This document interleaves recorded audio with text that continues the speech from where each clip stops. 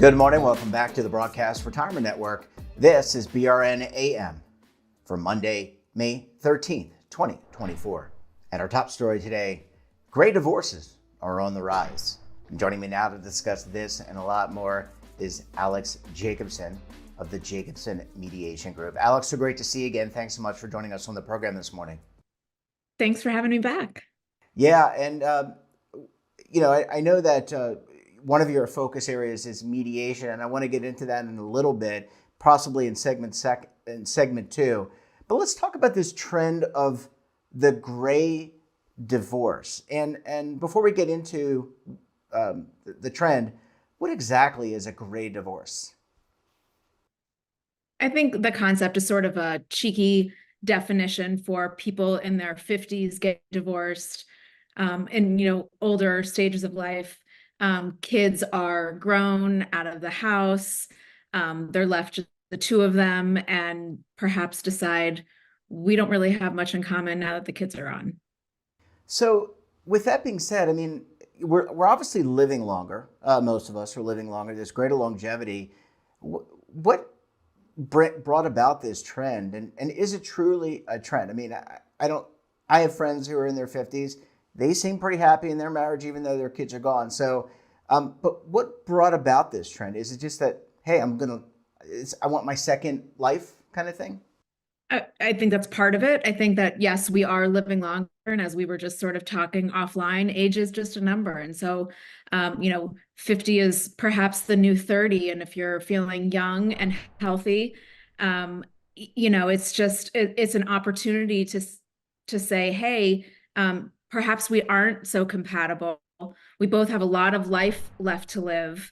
And why do it in a way that isn't fulfilling both of us? So let's find a way to disentangle and move on with our many years to come.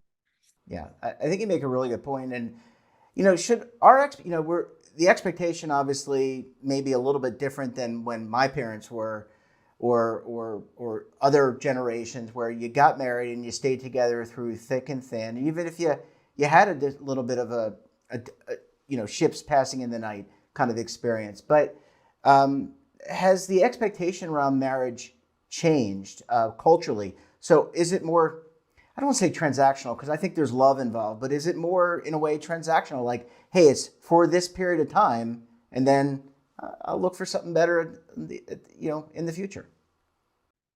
Perhaps. I think another view of that is it's not so taboo. Back when I was growing up and my parents' generation, it was taboo. There were very few kids in my class growing up who had divorced parents. It's not so uncommon. And women, for example, feel that they can move on with their lives, notwithstanding that they were a stay-at-home mom or, being in the career world. And do we need to set different expectations when we're dating, in terms of how we overlay our own expectations on the other individual? Do we need to do a better job in evaluating our partners? And I don't mean that to be in a critiquing way, and I'm not asking for W-2s or 1099s. I often used to joke about that. I'm talking about, does this person truly fit outside of the package, the look, but the personality? What are their long-term goals? Do we need to have a better layering of that over our goals of marriage? I think so.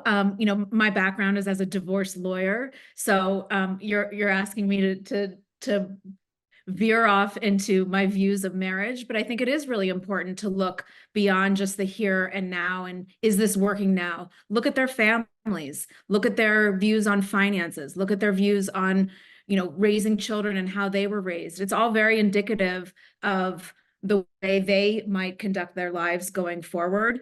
And does that match your own set of values? So it seems so simple, but when you're caught in the moment, perhaps not so simple. Yeah, those emotions start to creep in, and it takes over that rational part of thinking. Alex, I need to take a very quick break. When we come back, We're going to talk about how you manage when you go through a gray divorce or divorce in general. You're going to want to stay tuned right here on BRN AM.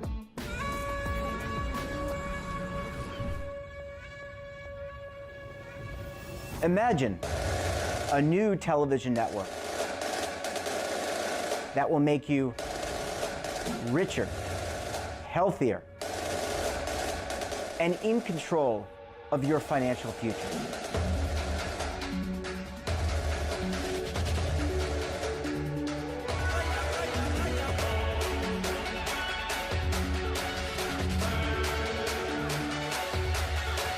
This network is for the policewoman in Nashville, Tennessee, the baker in Dubuque, Iowa, the teacher in Lexington, Kentucky.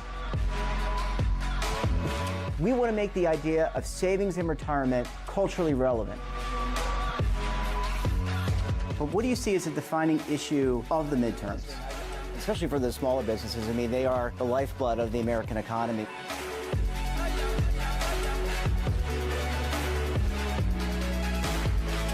Featuring exclusive interviews, current affairs, and docuseries.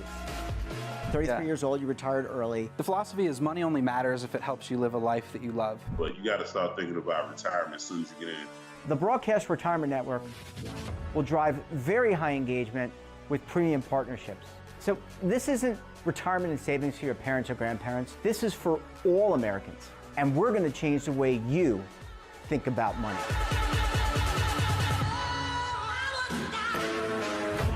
Welcome to the next frontier of retirement and savings. This is BRN, the Broadcast Retirement Network.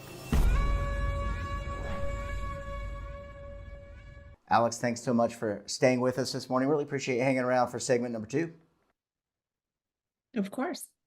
A great topic, and as we said, this is kind of a trend, and you read about it. I mean, it is a kind of a catchy phrase, gray divorce. But let's talk about some practical tips for individuals that may be going through this. Obviously, or not obviously, but for a lot of people in their gray years, and again, I think I agree with you, 50 is the new 30 is someone in their 50s. But how do we prepare ourselves financially to go through this gray divorce? Because it can be very disruptive, especially for women. Sure. I mean, I think that there are a couple points to keep in your mind. I mean, let's take your home, for example. If you're going through a divorce, one may think, well, I need to replicate this exact home, this 3-bedroom basement, big house, post-divorce. Well, if you're in your 50s and, your children have flown the coop and they're in college, perhaps it is a more sound financial planning to downsize in your gray years and, look for a smaller house in post-divorce life.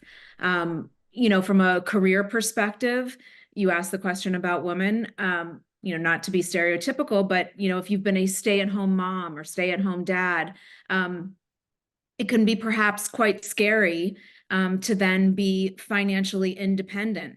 That is in part what spousal support is for. And so that will be an important consideration as you're going through your divorce and making your assets work for you going forward from a retirement perspective. And last time you were on, you talked about mediation. Look, divorces can be costly, forgetting the disposition of assets and the breakup of the assets, but it can be costly just on the hourly rate, especially if two parties are going to hem and haw and argue and fight over certain things.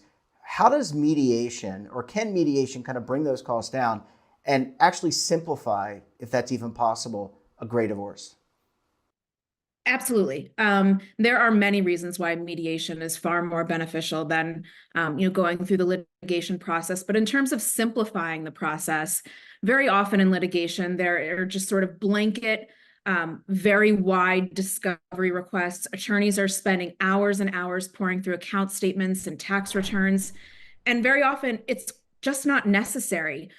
We can streamline the process to make sure that everybody has complete financial disclosure regarding the assets of that marriage, and walk through what a comprehensive financial agreement can look like in a very streamlined fashion. That doesn't mean that you can't have lawyers involved in the process to either participate on the sidelines or participate in real time to give that feedback.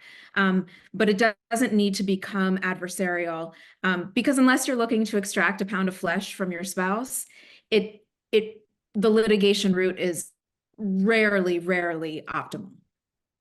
Yeah, you certainly certainly do. Some people want to extract a pound of flesh, 2, 3, 5, 10, but that's not often the case. What about the prenuptial agreement? And again, that's not going to help somebody unless they have one who is going through a divorce. But are you seeing that as a document that might help streamline things on the back end? And this is really going back to our conversation in segment 1, is that our expectation for our marriage. But is that prenuptial agreement helpful on the back end in the work that you're doing? Absolutely. I was speaking of the fact that divorce was taboo 20, 30 years ago. So too were premarital agreements. And now they are not so taboo. It's actually quite common in terms of planning your marriage, how you're going to run your finances during your marriage and in the event of divorce or in the event of death. And it's, from my perspective, very thoughtful to contractually obligate each other to a game plan in those circumstances. It's just good planning and certainly streamlines the process in the event of a divorce. Yeah. Last question here, Alex, and this is a fascinating conversation because we're actually talking about cultural norms, but also talking about legal and litigative norms. But I want to ask you about the emotional. How do you prepare for the emotional toll?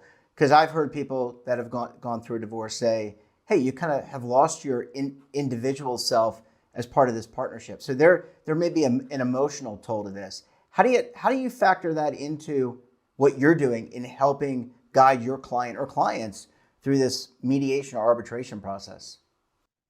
I think it's really important that you have your team together. It's a very monumental time in somebody's life to go through a divorce. Have your therapist on standby, have your family, have your friends, a career coach if that's what you need. There are many avenues to get the support that you need going through the process, and make sure you have a lawyer that you trust, that you get along with, and that's responsive to your needs and will answer your questions so that you can feel properly supported going through it. Yeah, that emotional toll, I think, is people maybe, again, underestimate until you're in the throes of it, but you make some really good points. Alex, we're going to have to leave it there. Thank you so much for joining us, and we look forward to having you back on the program again very soon. Thanks so much. Thanks so much for having me. That wraps up this episode of BRNAM. Have a topic of interest, someone you think we should talk to, then drop us a line. And don't forget, for all the latest curated news and lifestyle, wellness, finance, tech, so much more all in one place, check out today's edition of our daily newsletter, The Morning Pulse. Want to search our archives, check out our latest content, then visit our website. We're back again tomorrow with another edition of BRNAM with a very special guest and, of course, another important topic. Until then, I'm Jeff Snyder. Stay safe, keep on saving, and don't forget, roll with the changes.